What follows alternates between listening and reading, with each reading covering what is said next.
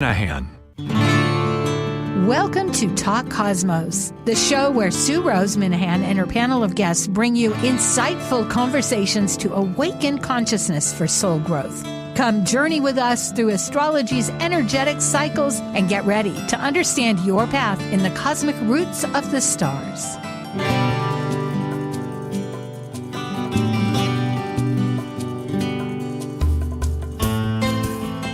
Hi, I'm Sue Minahan. Today, Talk Cosmos, Insightful Conversations, has the wonderful panel Archetypal Symbols, always about the new moon. And it's at the end of the year, and it's all synergetic. We're going into the solstice. We're going into 2024. Dynamics are happening after the eclipse.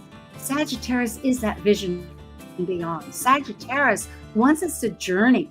Many times we think it's physical because we live in physicality. We are an incarnated soul. We are a spirit with a body. So we think, oh, I'm going to go to China. I'm going to slow boat to China. Remember that old ancient song? Maybe not, but that's jazz, man. That's way back when. So, but whatever slow boat or fast boat you're taking, it could be to the stars and beyond. Our visions, Zeus, the great mythological god of the heavens, the Olympian god, was on earth bringing these dreams that we have in mortals, some semblance of the heavens through all the different stories. That isn't where we're going today, but it's where I'm going sometimes. And so with that said, I think my panel has a lot to say, and we're ready now for archetypal symbols. Synthesizing the new moon consciousness through archetypal Sabian symbols, numerology, lunar mansions, tarot, and astrology, all together illuminating a new moon vision story. This is your Archetypal Symbols panel. I'm Sue Minahan, collaborating with guests weekly since 2018. I'm an evolutionary astrologer, consultant, workshop facilitator, and lecture speaker. I'm a Dwarf Planet University graduate, charter member of Kepler Astrology Toastmaster Club. I have an AA degree and a fine arts music degree in jazz. I'm a certified color energy life coach, a writer, artist, musician, and ardent mythologist, a student of esoteric philosophies and life. I'm Elizabeth Liz Machette, a professional astrologer, intuitive, numerologist, and tarot reader. I'm a certified sacred healing counselor, providing nurturing, in-depth consultations for individuals and couples. I'm an author, blogger, speaker, and international Reiki master and teacher. I create safe space in which to explore the deeper patterns of your life, to clarify your current circumstances and help you find your best path forward. And I'm Justin Crocodelsey, an archetypal Jyotish astrologer, yoga and meditation teacher, and author. I combine both Western ancient astrology and modern psychological astrology with Eastern Vedic astrology, and I specialize in predictive, electional, and karmic astrology for individuals and couples.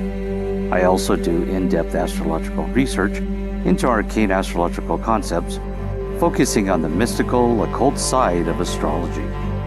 Eleanor Roosevelt once said, "Yesterday is history, tomorrow is a mystery, and today is a gift."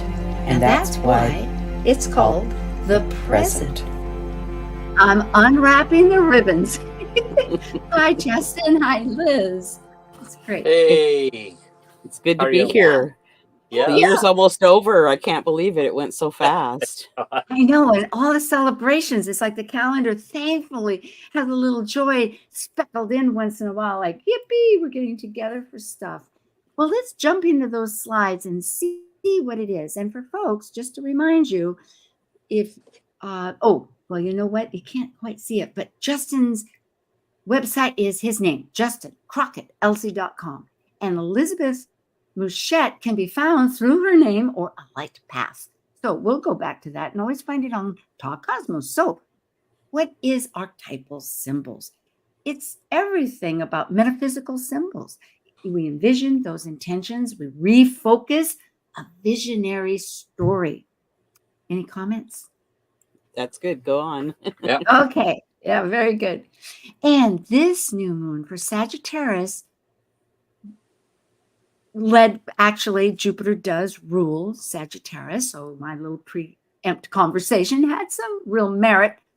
It's at 20 degrees in the third decan. They go by 10 degrees each, 40 minutes. And these are code words that it has because it expands. It makes everything bigger. Jupiter is the biggest in the solar system. And even vibrational astrology says that anything it touches just expands it huge. But in Sagittarius, go ahead, lead on, Liz, Justin. Well, since it's in that third decan, it reminds me of the Leo energy of coming from the heart. So, Sagittarius is expansion and travel and foreigners and,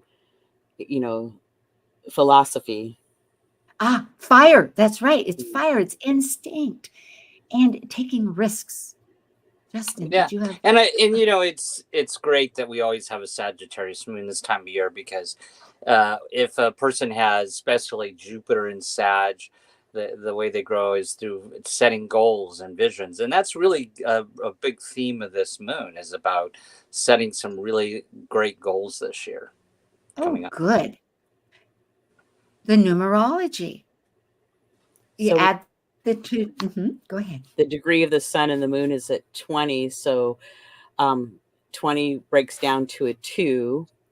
So with the 2, we have duality and partnership, and it's very intuitive. And 0 is anything is impossible, infinity, limitless, wholeness, group relations.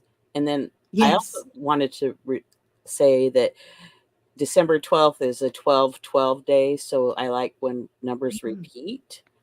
So there's significance. Yes.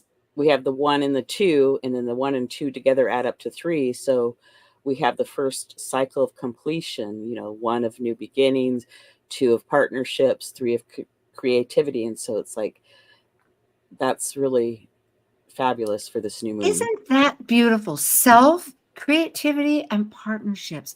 That really goes along with later themes of us. Because if we're going to have goals, such as Justin just mentioned, it really is ourself, our creativity, and how are we going to get it together with other people? In a nutshell. Perfect. Justin, did you have? No, go ahead. No, I can see you smiling. Okay. So along with the metaphysical arts, and of course these arts are so extensive, but we're trying to laser them into some focus on our pyramid of this new moon that we're trying, the light as it begins to emerge. And temperance, Liz brought up, she helps with these slides, and then I design them, is the 14th trump card, and it's temperance. It corresponds to Sagittarius. There you go, Liz. Yeah, finding the middle and common ground and synthesizing, blending, peace. Justin? Yeah, and I might also point out, the temperance card is about about making a decision, and are you temperate about it? Meaning, do you take risks, or do you just, as the angel's doing here, just stepping the toe in the water? So this is about decision making and looking ahead, and how are we going to push forward? Are we going to be temperate, or are we going to just throw it all and take risks? Oh, that is absolutely pinpoint laser perfect. How incredible. I mean, I happen to have some Libra, but besides that, it when you come up with goals, I mean, so often one thinks about, yes, I want this or I want that. I was just having a workshop with Dougal Fraser, who said, think of one code word for the next year. Because many people are focusing on this turning as we're going into the new cycle. And I was thinking of this and that and whatnot, but a lot of times they're action-oriented or emotional feeling, but it still comes down to that decision. And leaping is a big part of it. Teeter-tottering, maybe we'll just fall in. Okay. The chakras, that means small constellations of stars in the Arabic language, which of course held on to astrology all during what was the Western's dark ages and the Arabic Islam golden ages during the Middle Ages there up through, I think, 800. And so many of our astrologies, the lots and whatnot, are taken from our brother language with the Arabic. So the chakras is known as lunar mansions. Might be an easier word that people says, but the moon travels through these. The moon takes 28 days to go through its cycle. So it's a huge focus. Justin, please. Yeah, so in this particular nakshatra, the moon in the Vedic is in Scorpio, but it doesn't change because it's still the same moon. And so this degree of Scorpio is very similar to the 20 degrees Sag in the tropical. And in this particular nakshatra that this moon is in, it's in Jayestha, in the third pada. And this nakshatra is related to the leader, the elder, the chief. And the ruling deity is Indra, which was chief of the gods, or also god of transformation, storm, and lightning, as we can see a picture there he's with the storms and he's on the elephant. And the ruling planet for this is Mercury. So that's something we'll talk about when we get into the charts and looking at Mercury. And the keyword themes of this is transformer, fighting for change, whether it's social welfare, technology, new age, humanitarianism. So we're going to, at this particular time, as we move into the new year, we're more apt to see avatars show up in our society that are focused on as we're looking towards the new year and Pluto moving into Aquarius. Who are those transformers and who are those chiefs? And that's what this moon is really kind of giving us an insight into. Very beautiful. And I love Ganesh in a sense. I don't know if it's Ganesh, the elephant, that's also with Indian lore, or, mythology. It's all combined. And the umbrella, I know there's other symbols, but they all, I'm beginning to think they kind of, an umbrella, what does that do? It protects us. It's like an overarching something of a shelter that encompasses everything. Would you say so? A little bit? Am I interpreting that right? That's one way to interpret it, yes. Beautiful. Liz, unless you had a comment, we'll right away. Okay. To the Sabian symbols. They were channeled in 1925 by spiritualist medium Elsie Wheeler with astrologer Mark Edmund Jones. Each one is an image and a spiritual essence, and they're for every one of the 360 degrees. So we focus on 3. The past, present, future. Linda Hill of Australia does this, and many do. There's many, many astrologers that have interpreted these since then. And we also, in our interpretation, begin with a traditional standpoint of looking at the ascendant, and we use the Eastern time zone because for our continent of the United States and Canada, our national nation or capitals are sitting back there. So it's like, okay, for everybody, we have to choose something. And so we go from the ascendant, then to the MC at the top of the chart, and then the new moon itself. All right, so we will jump in. For the ascendant, it is 15 degrees, 33 minutes, a Cancer ruled by the moon. And because it's at 15, we're going to look at the one before, 14 degrees, 15 degrees, and 16. For those that go onto the YouTube rather than podcast, you can look and really investigate these slides as we continue. Moving on. Cancer 14, a very old man facing, this is, remember, prior, a vast dark space to the northeast. Fulfillment and transcending and changeless wisdom. And why? Because permanence in truth. Liz? Cancer 15, the degree of the ascendant. In a sumptuous dining hall, guests relax after partaking of a huge banquet. The need exists at an early stage of human growth to materialize the concept of fulfillment, materialization of the spiritual. And then Cancer 16 degrees, and where we're going towards is a man studying a mandala in front of him with the help of a very ancient book. And what we have here is a deep concern with problems raised by the process of personality integration or confirmation.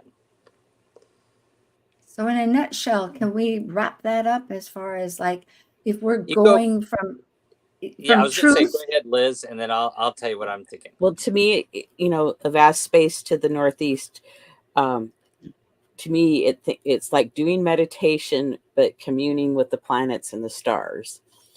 And Oh, yes, because they rise. Yes. mhm. Go ahead. And so then the materialization of the spiritual. So that's kind of like that's another part of the meditation and a practice.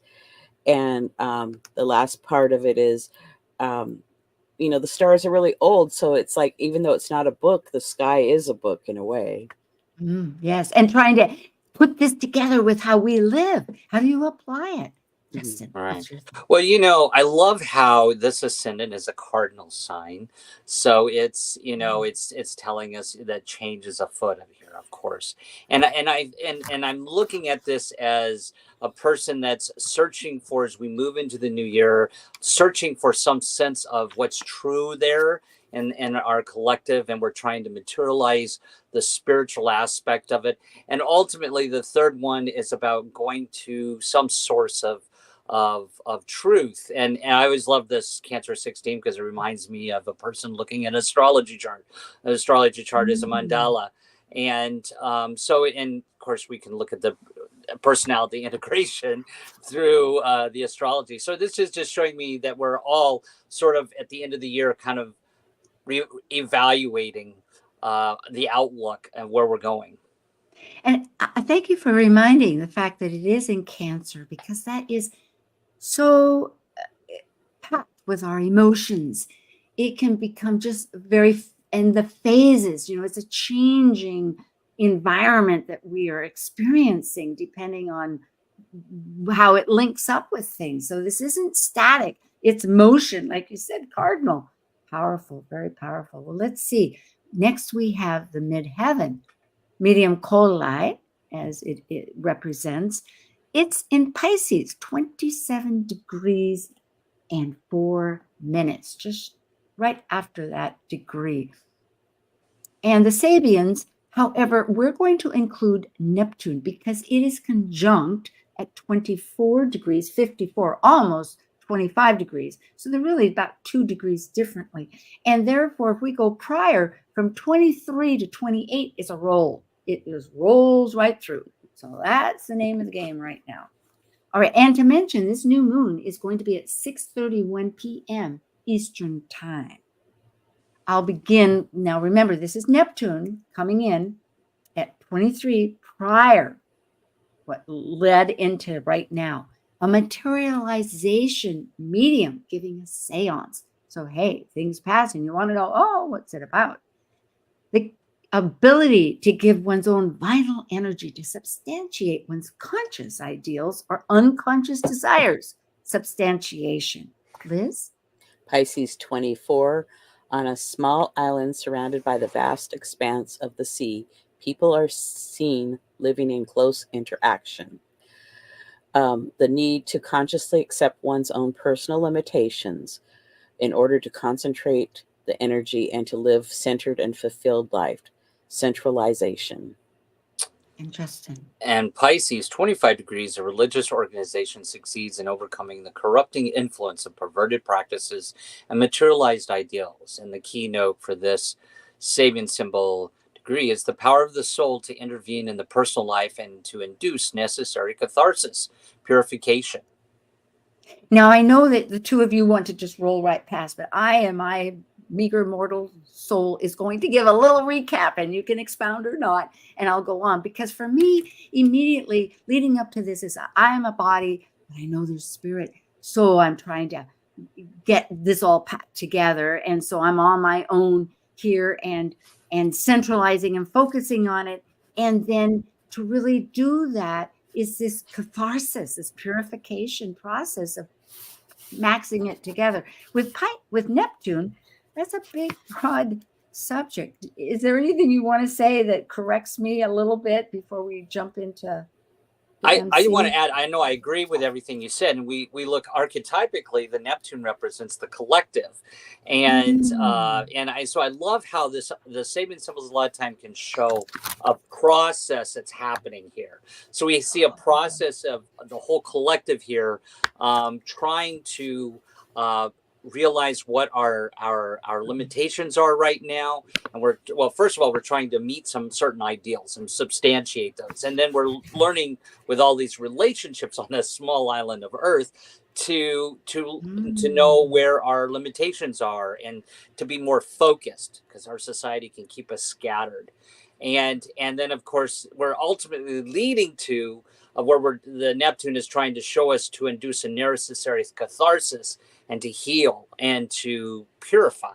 And so I love how a lot of times when you look at the past, present, where we're going, it shows a process. And that's what I see in this, just agreeing with what you were saying. Good. Liz, should we go on, or did you? No, I'll have a comment. Continuing with the meditation or the review of the ascendant degree.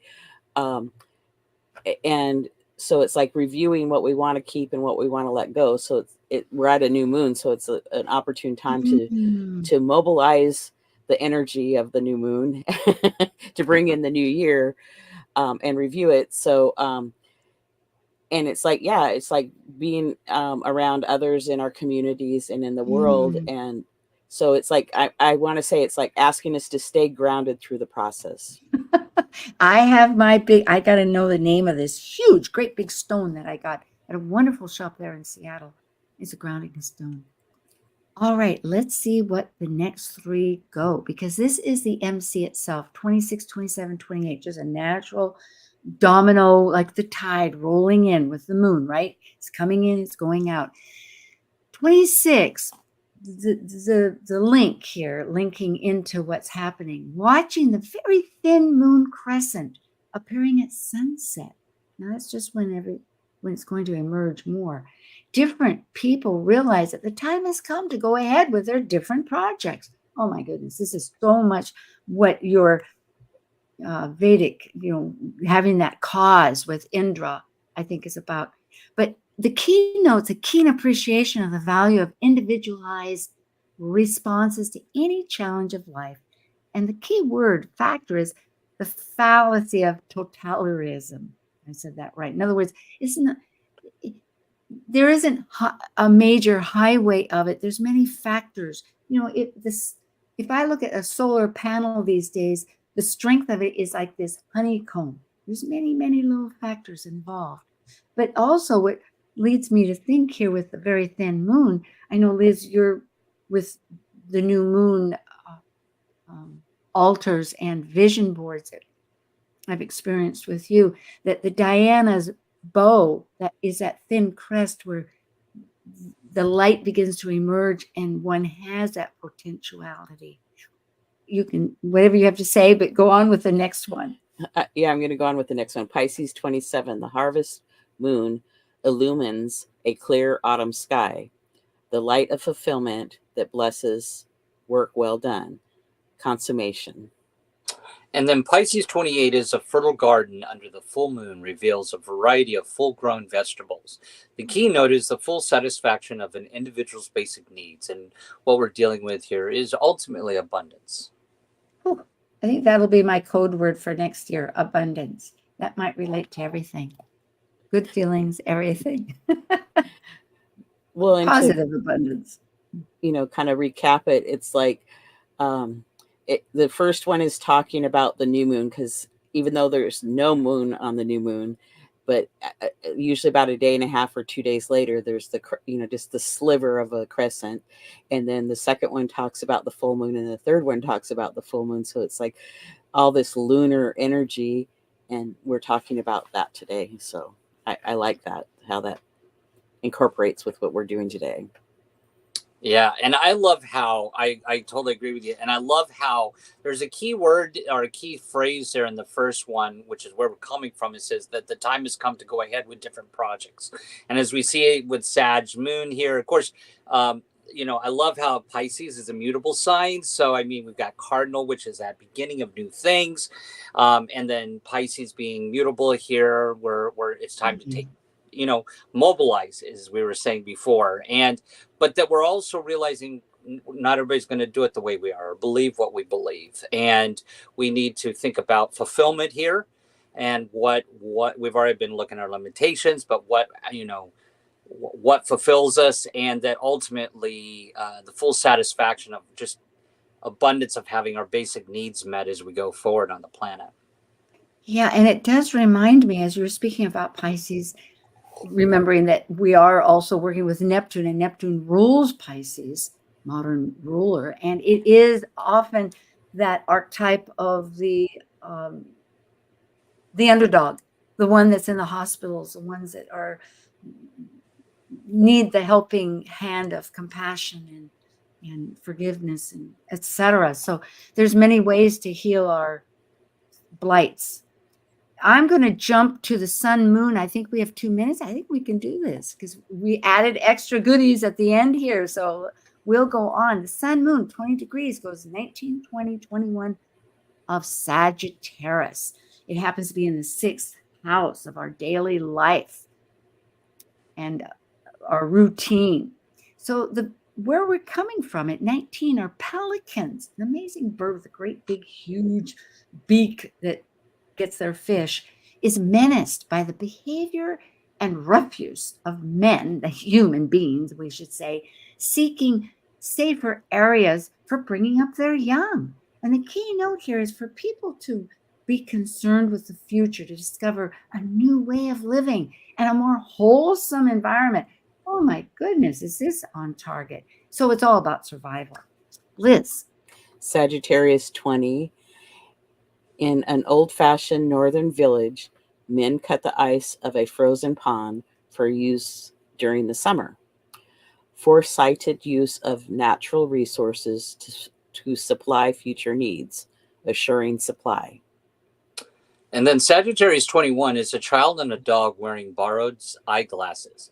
The key note here is the use of imagination and make-believe in anticipating higher stages of development, or, as we say, learning through imitation. Isn't that what a kid does? My goodness. Yeah. Go ahead with your great feedbacks, and then we'll be right on target for a little. Go ahead, Liz. You go first. Well, this reminds me of, Sagittarius 19 of having shelter. And then Sagittarius 20 reminds me of, we have to have food and clothing. And then when we have our needs met, then we can venture out and be creative and have fun and play. Maybe even read a book. No. Mm-hmm. Okay. And Justin. Yeah, I love how this all goes back to kind of how one of the basic keywords for Sag is exploring or is reaching out. And so I think this shows that, here the first two really speak to sort of this reaching out and survival and making sure that we have all of our needs met at this particular point in time and some future needs. And that how we're going to do part of that is by learning through watching others or watching how others do it. Yes. I think we're ready for the break. I was trying to get back to, I can't navigate these slides. There we go. Okay. Beautiful. Return with us, please. Archetypal symbols with Sagittarius New Moon with Elizabeth Machette and Justin Crockett, Elsie, and myself, Sue. See ya.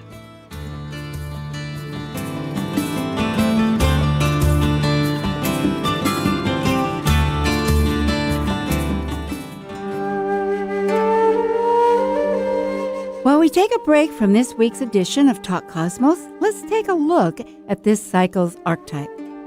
We are currently in the Yang period of Sagittarius, ruled by the largest of all planets, Jupiter, the Roman god, or Zeus by the ancient Greeks.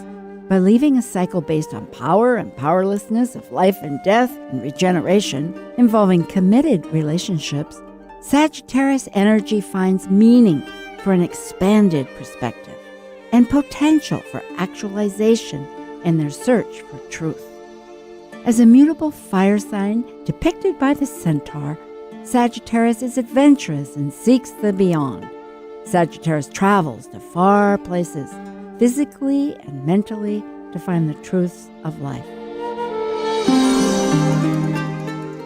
This is Martha Norwalk. Every Sunday morning, beginning at 9 a.m., thanks in part to the Ananda Institute of Living Yoga, we cover the world of animals. This week, December 19th, it's Behavior Training and Healing Sunday with me, and Talk with Your Animals or Human Loved Ones on this side or the other, and Personal Awareness Coaching with Natasha Venter. Hope you can join us. Plan to call in with your questions for either one of us, or for a personal reading with Natasha. Martha Norwalk's Animal World, Sunday morning, 9 a.m. to noon, right here on Alternative Talk, AM 1150.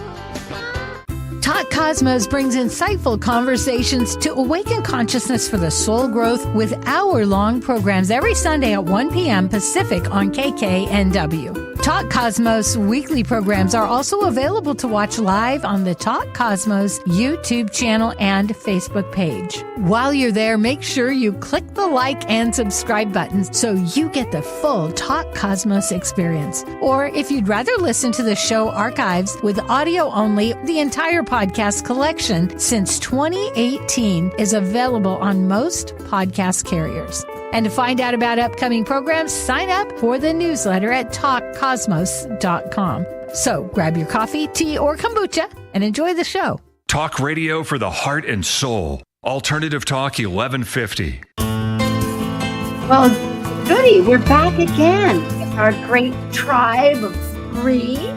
And I'm going to ask immediately, although I think this is a particular event, but if you do have a particular event, otherwise just please share your website and people can get for consultations, and then we'll roll on. Justin, well, we start with Liz. Liz, go ahead. Oh, I'm seeing clients for consultations and doing some private tutoring at this time and working on classes for the new year. Ooh, beautiful. And that's a light path. And I know Liz is working with myself. We have some things coming up in 2024 and probably with Justin too, but not unwrapped yet. Our present is going to be in the future, right? Justin, how about you? Yeah, just really focused on the client consultations right now, helping people look at 2024. What does that look like for you? And so that's what I'm really focused on right now as we get into the new year. Oh, beautiful. And I might add for Talk Cosmos, at this next week, we have Good Vibrations, which is about the equinox with Linda Berry, who's a master vibrational astrologer who studied and has classes with David Cochran that really developed this, and she develops it too. So, and we have a new member, Robert Pachetti, and it'll be very exciting. And then at the end of the year, we won't have anything for Christmas because there's music. So listen to KKNW. They'll have lots of holiday music. Just happens to be in that little time, so we can all have a little siesta and unwrap those presents that we're looking forward to for the next year and our thoughts and our intentions. And at the end of the year, we have a special 2024 with Justin coming back and Michael Bartlett, who has been on before and been the past president of Kepler College and just remarkable things. So there's fun stuff. Oh, and I want to remind folks that starting in 2024, archetypal symbols will be the first Sunday of the month because the moon keeps changing and we are changing too. All right, leading on. Okay, we did those. Yes, people. When is it happening? Between the 12th and the 13th, depending where you are in the world. It starts in the afternoon in Hawaii at 1:32 p.m., going to the West Coast at 3:32 p.m. On the East Coast at 6:32 p.m., that's in the evening, and in Greenwich Mean Time for London, England, it'll be, which is universal time at this time of the season, it's at almost midnight, 11:32 p.m. However, if you're over there in Australia, we had Alan Clay and Melissa Billington on, and there are Australian and New Zealand and other people down under in Australia. Oh, okay. It will be on the 13th. In fact, it will also be in Central Europe. Pardon me, folks. Central Europe will be in the morning at 12:32 a.m. and then jump to 10:32 a.m. in Australia. That was fast for the podcast, folks. But I hope you get a chance to go on YouTube. We thank both and all of you. We appreciate everybody. Some observations.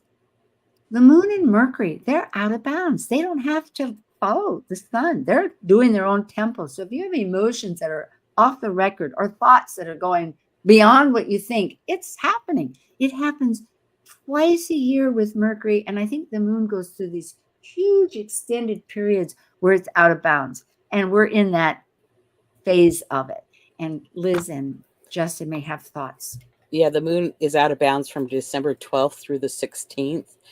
And then Mercury's out of bounds. It has been out of bounds since November 16th until December 15th. And you're correct that Mercury normally goes out of bounds a couple of times a year, but in 2025, it goes out of bounds a lot. Or 2024. No, 25.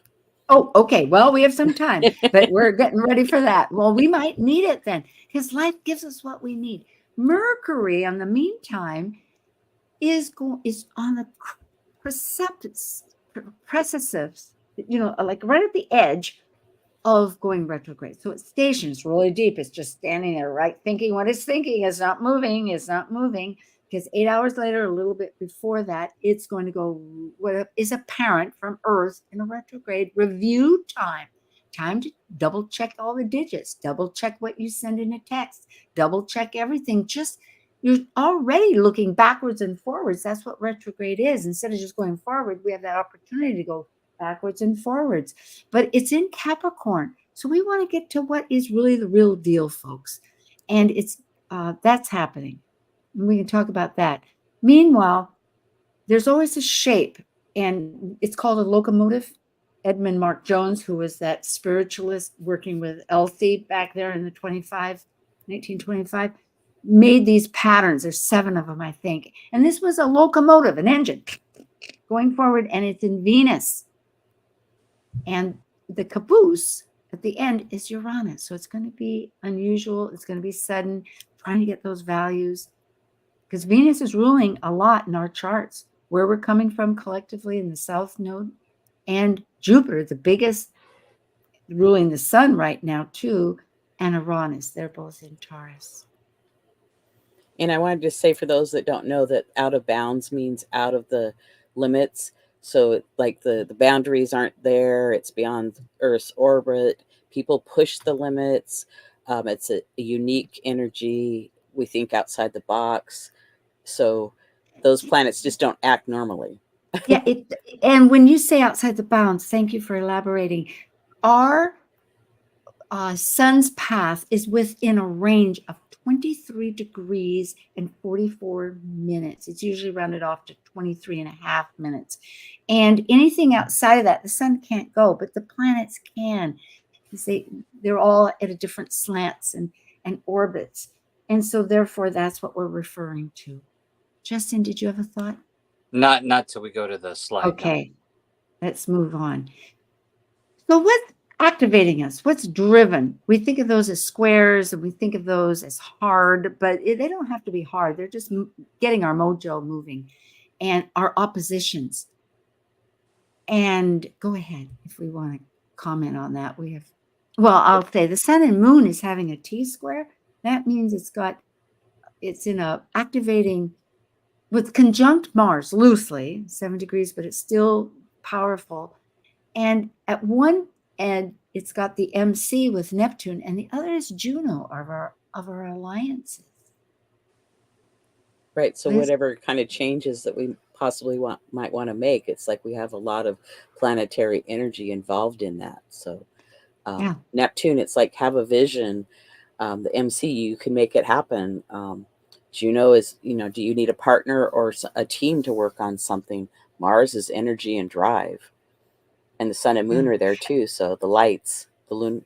Yeah, our will and our emotion. And then the ascendant, how we actually but actualize our root physically, just managing in life, is really trying to work with the wounded part of ourself. This really gets down, I think, to the heart. This is for this ascendant with Cancer, of working to find what be an inherent thing that we can't heal on our own, that we need to align as a purpose for other people that has merit.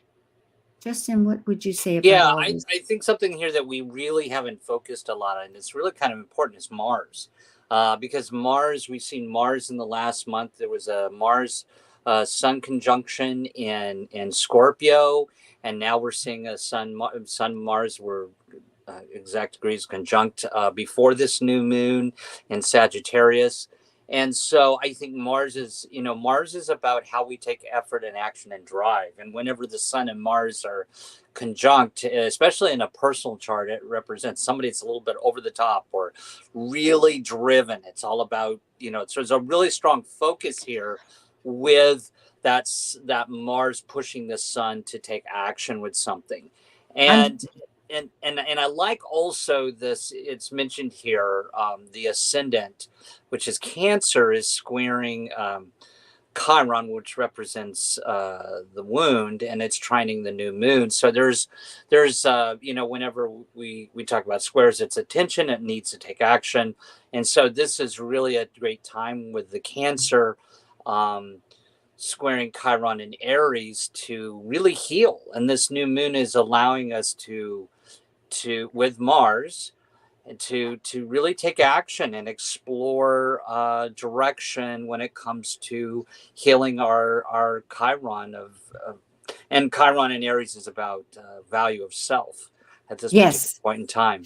And it is a process, as we have been mentioning. It is so strong. And I'm glad you reminded about Mars, because later, if we can get there are other aspects that are empowering ourselves if we take advantage of them, of opportunity. And Mars is inherently connected to both of those, beyond these, where it's motivating how we explore things to creatively figure it out, and then what it means to us personally. So going into this, here is the chart itself.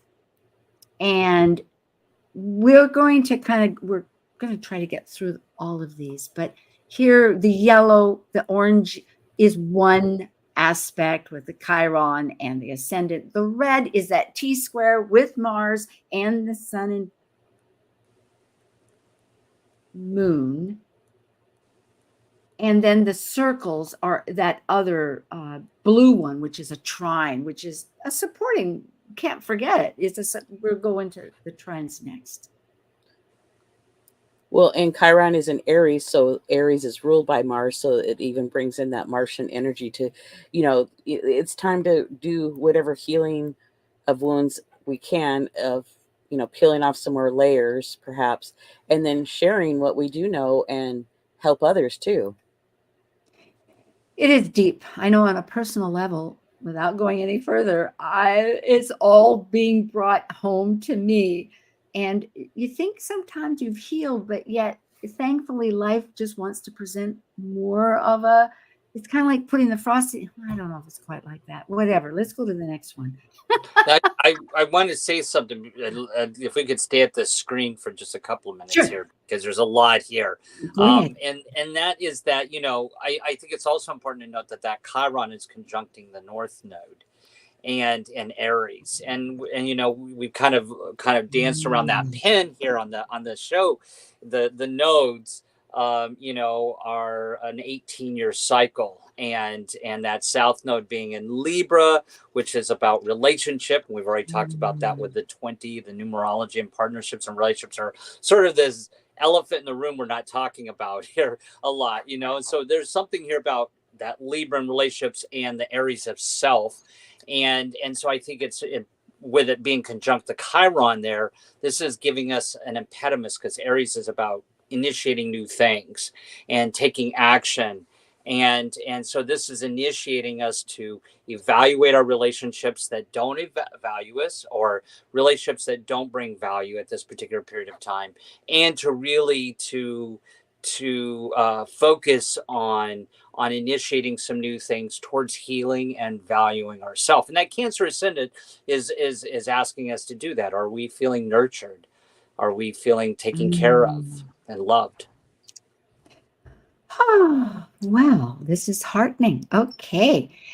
The flowing, harmonious, supportive act, which everything's in balance, but still there's like things that are easier going. And it is, just in a nutshell, that one with the new moon itself with Chiron, that wounded healer, that wonderful archetype. Last week, if you want to know more about it, listen to Tracy Quinlan and Dr. Laura Tad on Planet Buzz. Just last week, we explored Chiron in depth.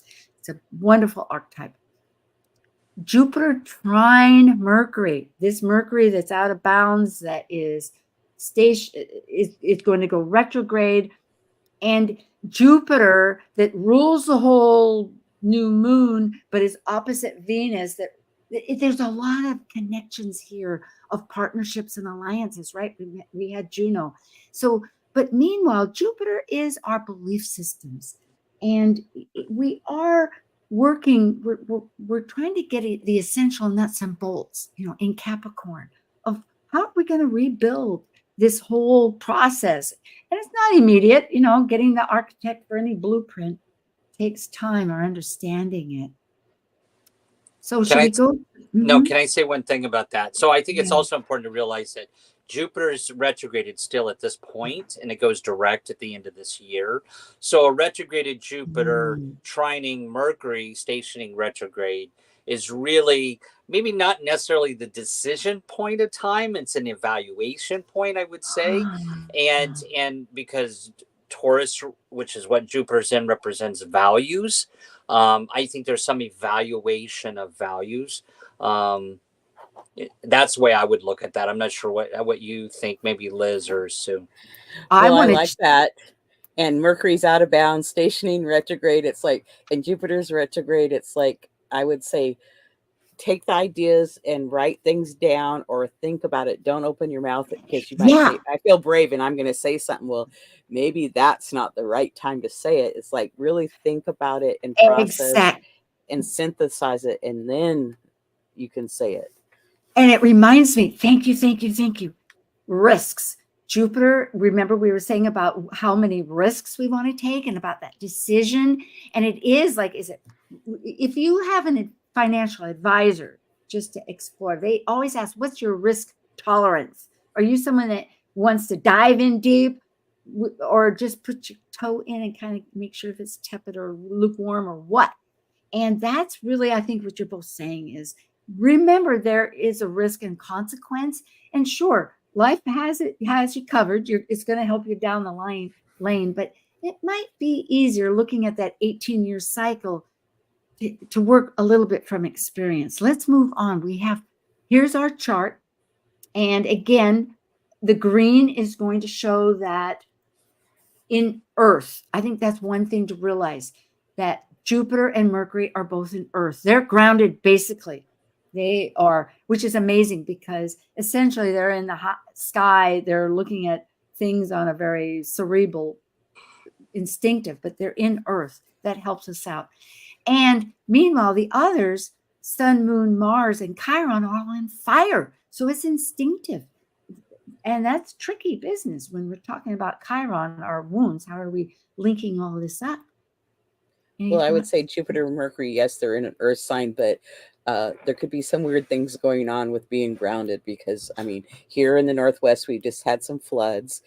I hear there's tornadoes raging around. So I think that we need to stay grounded, but we might not be as grounded as we want to be. No, it's an objective. Yes, right. Justin? No, nothing. Okay. No, well, we have added a few thoughts, and there's a star too, which I hope will be after this, but we'll mention it, because I was bringing up the point that, okay, we have our mojo, action-oriented, hard squares, oppositions, T-squares, all of that, which is essential. We have also the trines, the flows, the 60 degrees, the connections, that is, or 120 degrees of the Ptolemaic. I guess I see the P and I think, what to do?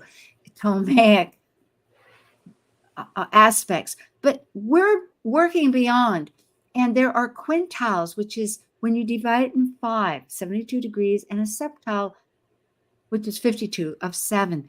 And vibrational astrology will say that the quintile of 5 is playful. no agenda, but we're exploring things like the little kid punching, putting, it has a round hole. Will this stick in it? Will that stick into it? What can we do? And we do that with life. The tribes indigenous people always played games. They interacted in this experiential. It's experiential. But 7 is very internal. It's hard to really elaborate on. It's a work in progress. But meanwhile, both of these are factors that our talents, things that we can work on. We have abilities. They're not just happening in life. They're sitting there. So with that said, these are some of them. Do either of you want to expand? Yeah, I'd like to say something about the quintile. So we're talking about it, that it's a ability to turn creative inspiration into concrete in products. And what jumps out to me at this chart is the quintile between Mars and Saturn. Normally, Mars and Saturn, whenever any aspect with them is sort of a tension type of thing going on. And there's something action oriented there, of course, but with some tension or limitations. And I think this is interesting that you're talking about a creative end product here, that with those new things that we want to mobilize, back to our theme, mobilize for the new year here with Mars, that Saturn comes in and says, okay, yeah, I'm there to help you create something, inspiration, and bring depth to it. But we need to think about limitations again, back to the Sabian symbols, back to our limitations, because that's what Saturn represents, but also to be disciplined in that when we mobilize for these new goals for this year, Saturn's saying, okay, to be creative, you need to be a little bit disciplined and not just set goals for just because it's the new year here. So it's helping us to be more, to actually have a concrete focus product. Yeah. Oh, I love it. And I'm so glad you had brought up before, and Liz, but with Mars, because Mars is also in this other deep internal part. Go ahead, Liz. Well, I just want to say that it gives an example of how, there can be some change and tension, but then now there's supportive, it's like the chart behind the chart, so to speak. It's like there's different layers. And it's up to you. Right. It's these different layers of energy that are supportive of all of us. Yep. Exactly. And really with Mars, it is a task. It's so internal that yes, we can play around, but while we're playing around, we are trying to figure out some deep stuff, because we're dealing with those outer planets, Uranus, of sudden inspiration, inspiration with Neptune. And so that really gears up with how are we working on our wounds, and how is all that placement about past, present, future coming in. Because the other thing is with our alliances with Juno and our values with Chiron, it's big. And I might also, if I may really quickly here, might point out the importance also. We haven't talked about Juno too much, but that's sort of, again, the relationships is sort of the elephant in the room here, that it's in Virgo. And it's quintiling that north node that we're talking about there. And so there's this, again, looking at relationships, creativity for this year, and whether we do it ourselves with these new mobilizing these new goals, or do we do it with somebody else, with Juno and Virgo as the evaluating. Ooh, good point. So we can play with that. That's like, yes, it might be very internal, but we have avenues, but we need to take action. That's why Mars is so crucial here. Liz brought up a wonderful new, rare celestial event. It's occultation rather. That means a change, a phasal change of the star Betelgeuse. It's a dying star. It happens to be right, but it's there still. The light is coming forth and it is alive. And it's in Gemini, the very end of Gemini, 29 degrees and 4 minutes. Happens to be on my midheaven, my Uranus, and my Venus, that are all out of bounds. Thank you. And let's hear it. Go ahead, Liz. The asteroid Leona will occult Betelgeuse because it'll block out the light. And Betelgeuse used to be the second brightest star in the Orion constellation, but I know that the light is fading. It's the shoulder of the giant, or also referred to the red giant.